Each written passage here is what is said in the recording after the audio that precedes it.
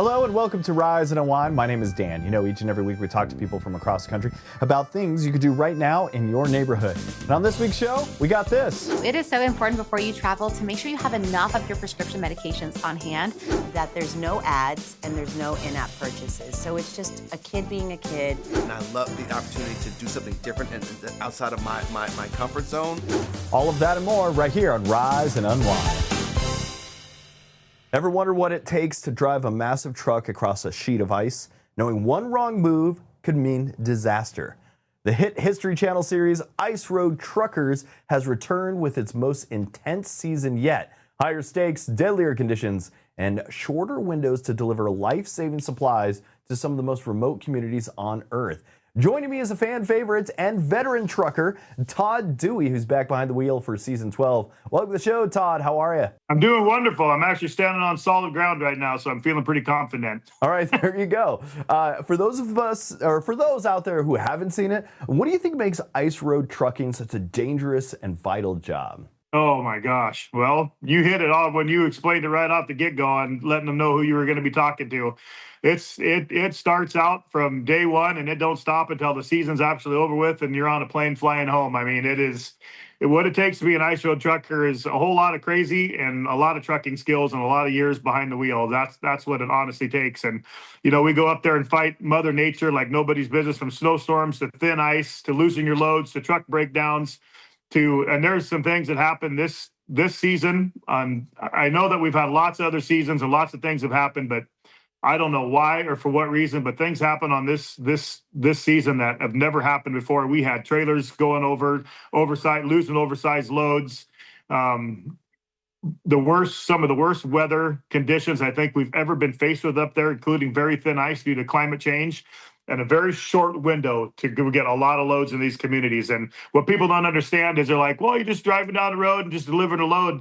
It's not like that. It's what we got to go through to get these loads into the community.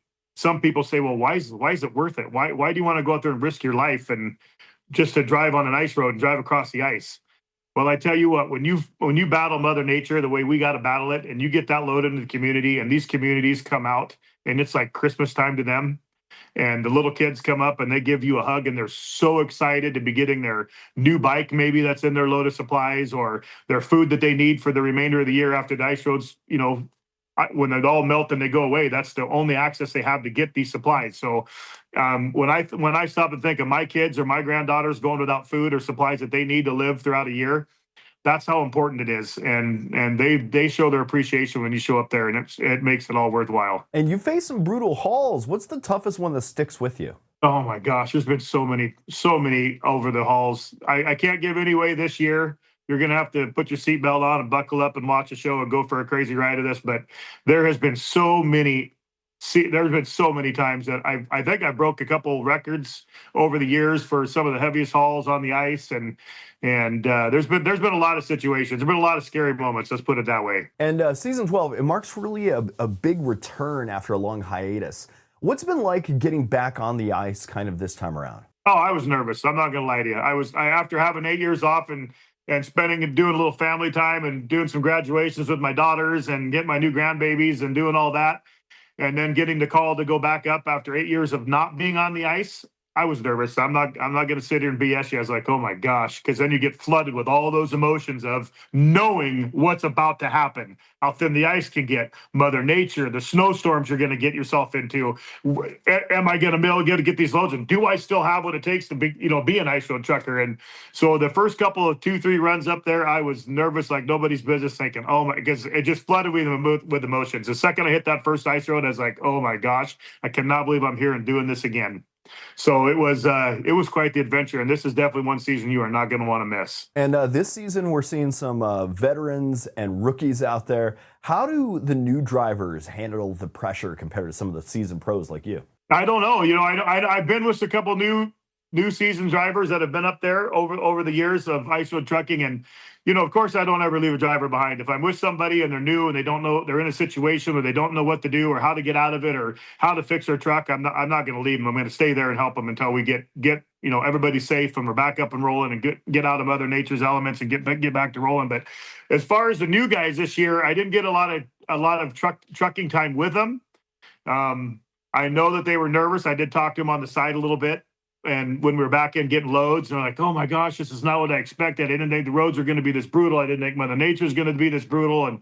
And it's like, I asked them the question, well, what do you think about coming back for another season? If the Muskie Creek asks you to come back and be another driver again this next year, they're like, oh man, I'm gonna have to think about it, because it's that brutal. I mean, these road conditions put you through things you never think your body, or physically and emotionally, that you'd ever be put through. It's pretty amazing. And beyond the danger and the paychecks, what's the real reward that's keeping you back hitting the road over and over again? Getting those loads to the communities, those hugs and those hot plate of food after battling and putting your body and getting those loads in the community from Mother Nature and battling those ice roads. When you see the smiles on those families' faces and the way they came up and they give you a hug, and it's not just like a hug like, oh, no, it's a hug like you can tell the appreciation in it. And they kiss you on the cheek or whatever they do, and they just look at you in the eyes and say, thank you. We needed this. That's what being an ice road trucker is about, and that's why I love doing it so much. Do the words global warming scare you?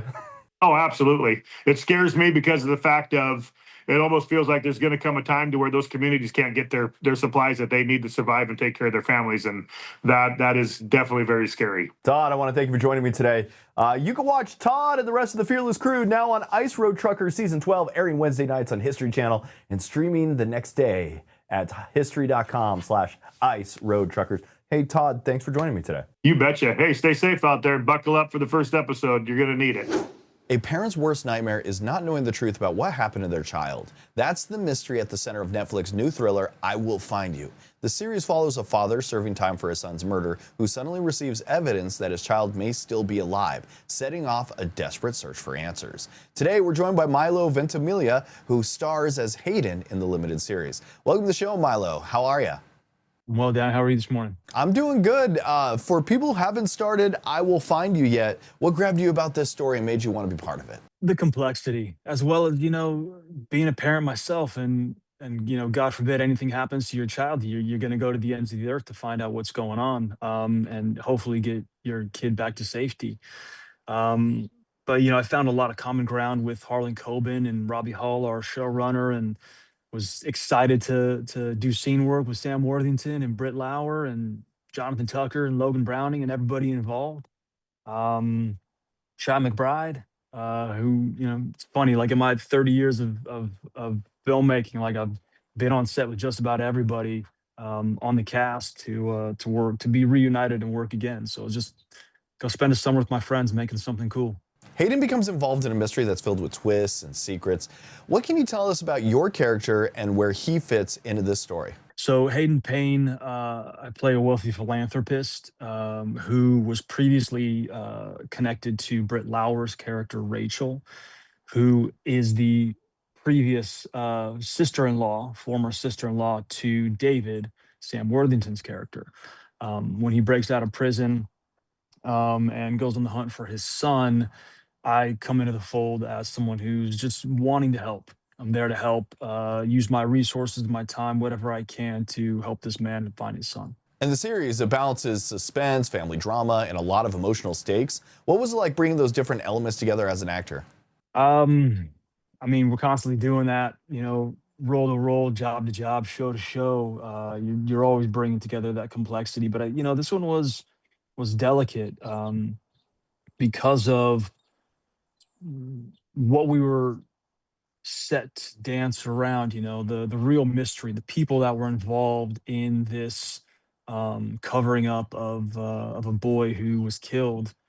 It was just a complex role, but it was, very exciting to be a part of. And viewers, they know you from projects like This Is Us, Heroes, Gilmore Girls. How did this role change you in a different way? I think we were playing off of the good graces of those other roles. Jack Pearson, America's Father. People were seeing him, see him in a very golden light. Jess Mariano, who is America's Boyfriend. People are always like rooting for him. Hayden was a different kind of character. I think we were playing off of that admiration that people had for characters from my past, and that trust that people had for characters from my past. But Hayden has a darker road to walk, and we were definitely using that to our advantage. Okay, so without giving anything away, what do you think audiences will be talking about after they finish I Will Find You? Never saw it coming. God, that was fun. I think I want to watch it again to see if I can figure out if they tipped their hat in any way in the beginning of the show. It's just a great ride. It's entertaining, self-contained, and a lot of heart. Hey, I want to thank you for being here today. I Will Find You is now streaming on Netflix. You can find the series and watch all the episodes at Netflix.com or on your Netflix app. Hey, Milo, I want to thank you for joining me today. No problem. Thanks, Dave. Some mysteries stay hidden for decades, and sometimes even longer. A new season of Expedition Unknown follows explorer Josh Gates as he travels the world chasing lost civilizations, legendary treasures, and some of history's biggest unanswered questions. One of this season's most remarkable discoveries involves a long-lost World War II shipwreck connected to more than 1,000 missing Allied prisoners of war. Josh Gates joins us now. Welcome to the show, Josh. How are you? I'm great. Thanks for having me. All right, you've spent years investigating mysteries around the world, but this season opens with the discovery of Hofuku Maru. What was it like to be part of a search that carried so much historical and emotional weight? This is an amazing experience. I'm really excited for folks to see the season premiere. This ship is what's known as a hell ship. It's a part of World War II that myself and I'm sure many people really didn't know much about. These were prison ships that were used by the Japanese to transport Allied POWs around the Pacific. And we work with this incredible organization. These guys you see there on the screen, they're part of a group called the Hell Ships Memorial Foundation. These guys have spent years digging through archives, looking for clues as to the location of this ship, the Hofuku Maru. And after 80 years of being lost, their research has led to it being found. So for us to be able to take our viewers there and get a firsthand look at a ship where 1,000 POWs went down is a really emotional thing and a really thrilling expedition that a lot of hard work went into for these guys. And so I'm thrilled to feature their hard work on the show. And that story of Japanese hell ships isn't really something many people learn about in school. What surprised you most as you dug into this chapter of World War II history? Well, the scale of it. I mean, there were about 135 of these hell ships that transported, over 100,000 POWs during the war. And many of these ships were sadly bombed by U.S. forces. The Japanese disguised these ships within their military convoys, and so they became unintentional targets for the Allies, making this kind of a doubly tragic story. But the fact of the matter is there are thousands of these POWs still out there that have not been found. And so this is an opportunity to really fulfill that promise of no man left behind, right? And to go and search for them. They've been waiting all this time. So really shocking numbers of people that are still out there and that there are still big discoveries like this to be made from World War II. So really exciting stuff. And your team helped locate a wreck that had been lost for more than 80 years. Can you walk us through how modern technology and old archival research came together to make that discovery possible? Yeah, so the real crux of the discovery is the good old-fashioned sleuthing that was done by this researcher, John Dureski, who's part of the Memorial Hell Ships Foundation.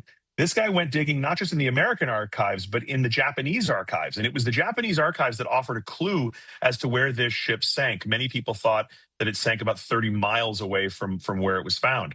Using that research, sonar survey was done. A wreck was located on sonar. We then went out and dove down to really get eyes on this wreck and to begin photogrammetry, which is a photography scan of the wreck to really see it from all angles and to kind of bring it back to life in a way. So yes, it's this combination of good old-fashioned detective work and some high-tech tools. And this season also takes viewers from underwater wrecks to ancient civilizations, hidden tunnels, and lost treasures. Was there one adventure that pushed you furthest outside of your comfort zone? Oh, I mean, we go to Mexico in this season searching for the story behind one of Mexico's oldest civilizations, the Zoque. They went way out into the jungles in the Chiapas region of Mexico. This is a really wild part of the Mexican interior and huge caves, huge cliffs. So going underground in Chiapas into the world of the Zoque was hugely demanding, but also just about as exciting as you can imagine. Going out into these caves that nobody has explored to find artifacts that have been sitting down there, offerings that have been sitting in the dark for centuries. And after all these years of exploring the unknown, what keeps you chasing the next mystery, and what can viewers expect from this new season? I think it's the same thing that had me interested in this when I was watching The Goonies as a kid. These stories are just naturally incredibly engaging. What kid doesn't dream of finding pirate treasure, secret tunnels, lost civilizations? These stories just have such a natural hook and they're real. This is real history. And so I think for me, I'm like a kid in a candy store out there, you know? The opportunity to go and explore these stories is the thrill of a lifetime. And to share that with our viewers is really what it's all about. You're also going on a live tour from city to city across the country. What can we expect from your show? Yeah, so an evening of legends and mysteries and adventure. If you're a fan of the show, it's an opportunity to dig a little deeper, go behind the scenes. And if you're just finding the show, but you love adventure, and who doesn't, it's a chance to listen to some awesome myths and legends and stories. And so folks can get tickets to that at joshgates.com. It may not be listed yet. Those shows will be coming very soon onto the website there. But it will be an awesome evening of adventure for the whole family. So if you have kids that are into adventure, or if you grew up as a fan of, you know, Raiders and Goonies and all that stuff, it's going to be a super fun evening. Josh Gates, I want to thank you for joining me today. For more information on Expedition Unknown, episode schedules, and behind-the-scenes content, visit discovery.com. And for tickets to Josh Gates' live show, visit joshgates.com. Josh, I want to thank you for joining me today. Hey, thank you so much. Good to see you again.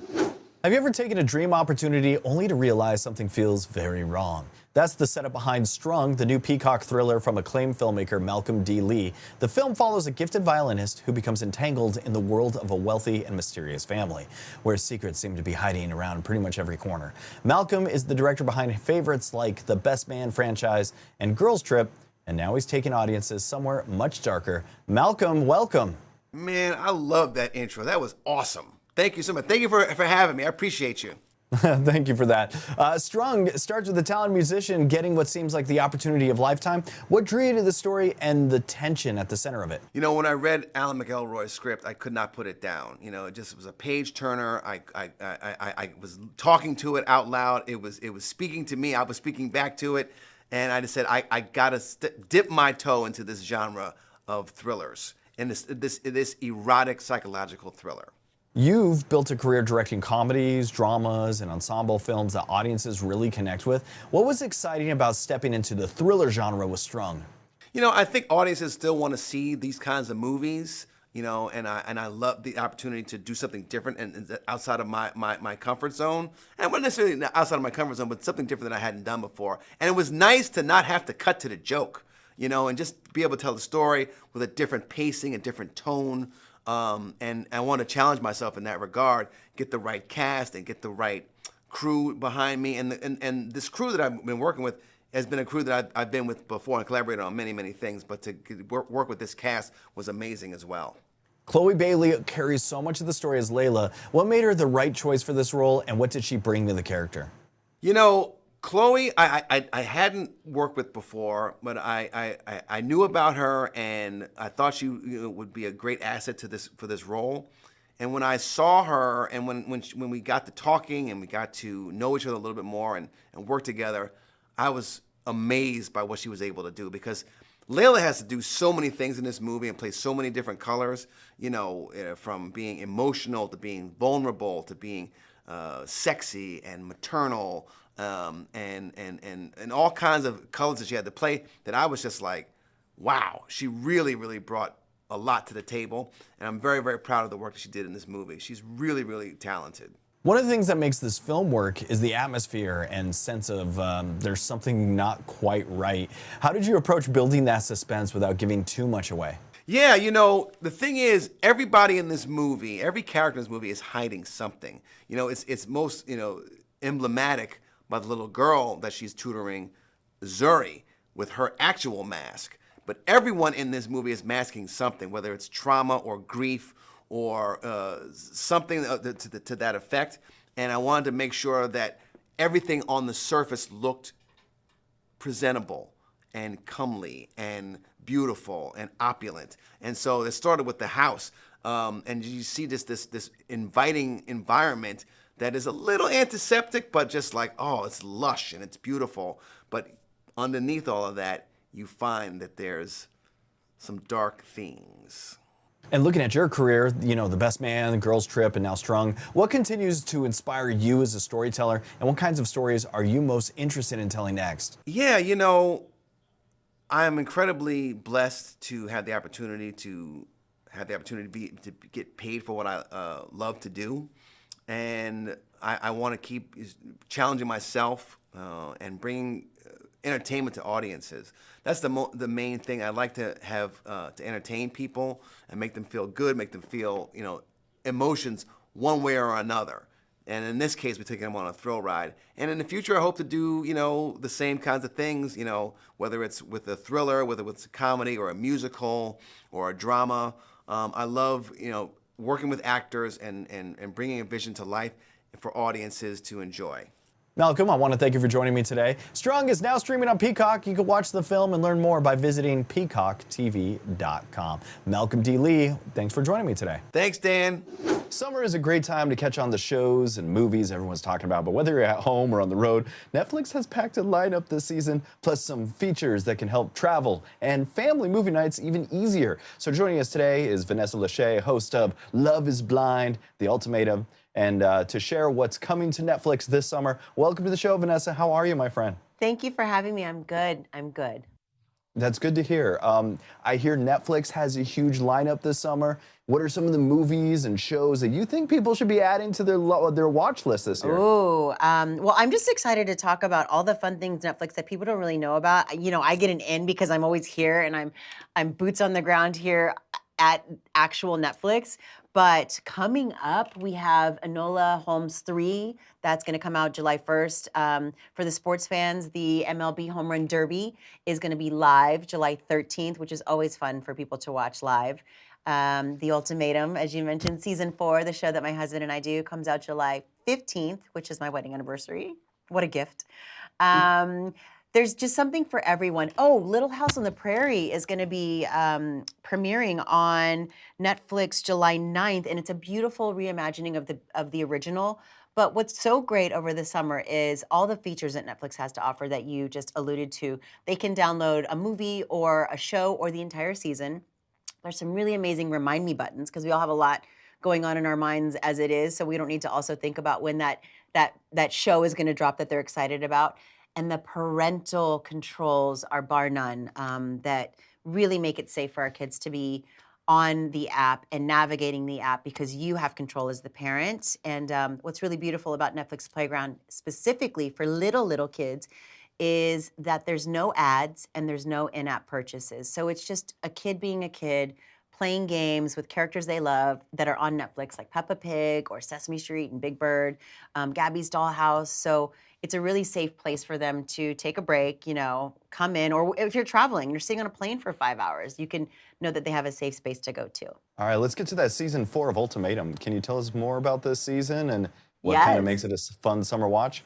Oh my goodness. Well, I think that The Ultimatum is always a fun watch period because every season is so different. And it's really a great way for people to watch these couples, how they navigate their relationships, how they navigate their trial marriages, and then when they get back to their original couple, and just kind of see what works and what doesn't work. Because I feel like so often we don't get the luxury of a third-person perspective in relationships. And when I watch it with Nick, we actually talk to each other. Like, did you see how they handled that fight? Or, oh my gosh, she was doing that. Would you do that? And you kind of clock what works and what doesn't work or what's crazy or what's not crazy. And it's a great way for relationships, I think, to get stronger. Or you kind of see the writing on the wall and you're like, man, this person is like this in the show and I need to run kind of thing. These are red flags that I'm not seeing, but he does the same thing or she does the same thing. So it's great that it takes real life into accountability. All right. And you also mentioned something about travel and how Netflix can make it easier. Can you tell us about some of the Netflix features or hacks that can make that easier? I was surprised when I was telling my friends how people aren't aware of downloading on the app. You don't have to have Wi-Fi all the time to be able to access Netflix. In fact, what we do in our household is before we have long trips when we're going coast to coast, flying or whatnot, is the kids sit down and they pick their favorite movie or shows and we download them prior. So I'm at home with my Wi-Fi, my strong Wi-Fi, we've got it on there. And then wherever you are, when you're traveling, it's accessible to you in your profile. So the kids will just click their profile and then whatever they've downloaded is there. And you can take it a step further and do the subtitles. So if you're, on a plane or if you're in the car and everyone's kind of got their thing going on, you can add reading to it and make it an interactive show, if you will. But again, the parental controls that I spoke about earlier, that's just a really big thing that I think is important for parents and for kids nowadays. Vanessa Lachey, I really want to thank you for joining me today to explore everything coming to Netflix this summer, including new series, movies, games, and family favorites. Visit Netflix.com or open the Netflix app to browse the latest releases and set reminders for upcoming premieres. Vanessa, thanks for joining me today. Thank you so much. I appreciate it. Summer trips are supposed to be relaxing, but forgetting a prescription or getting sick on the road could change those plans pretty quickly. A few minutes of preparation before you leave could save you a lot of headaches later. Dr. Amy Lynn Valentine is a pharmacy district leader with CVS Pharmacy, and she's here with some smart travel tips. Great to have you with us, Amy Lynn. How are you? I'm good. Thanks for having me. All right. Before we leave home, what are some of the biggest things people should do to make sure they have enough prescription medication, and what belongs in a basic travel health kit? Yeah, so it is so important before you travel to make sure you have enough of your prescription medications on hand. So we always recommend patients to do a little inventory of their medicine chest and make sure you have enough doses to last not just the duration of your trip, but also for the few days before and after, just in case you have any travel delays or weather-related issues. And if you find that you're running short and you won't have enough to cover you, stop in, speak to your CVS pharmacist, and we could assist with obtaining vacation supplies or overrides. That way you have enough medication to last you on the prescription side. And when it comes to packing your travel health kit, you want to have some over-the-counter essentials, things like pain relievers, fever reducers, first aid kit with some bandages, antibiotic cream, and of course, motion sickness pills, just in case you are traveling by boat or car. And don't forget about your sunscreen, especially during these summer months. And summer travel looks pretty much different for everybody, whether you're on the road, maybe taking a cruise, flying somewhere, or spending time in big crowds. What are some good habits for staying healthy? Yes, no matter where you're traveling or what you're doing, you're going to be coming in contact with a lot of people, maybe some tight spaces, especially on an airplane or a cruise ship. So I always recommend that patients practice proper hand hygiene, and that means washing our hands frequently. So always make sure to pack some hand sanitizer or disinfecting wipes that you can keep on your person, in your backpack, so that way your hands stay clean as you come in contact with so many different surfaces, and that way you're not accidentally getting sick by touching your face or eyes after coming in contact with something. And if somebody's traveling outside of the country, what should they know about vaccines and other health recommendations before they leave? Yes, if viewers are traveling internationally, it's really important to check the CDC website because certain destinations and countries do have both vaccine recommendations and requirements. So when you look at that list there to see what is required for your travel, you could bring it into your local CVS to get up to date on all your vaccines, and then travel with either a printed copy or a digital record of both your vaccination history and your medication list. That way you have everything you need good to go in one convenient place, and you don't have to stress when you're on vacation.